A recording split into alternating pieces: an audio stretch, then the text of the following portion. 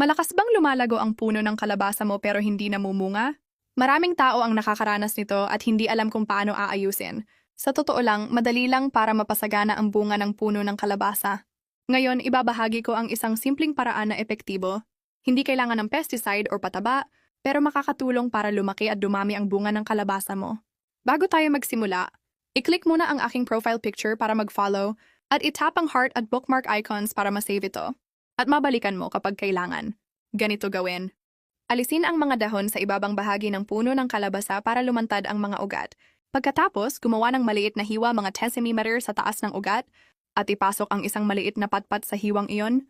Makakatulong ito para bumagal ang pag-akyat ng sustansya na makokontrol ang sobrang paglaki.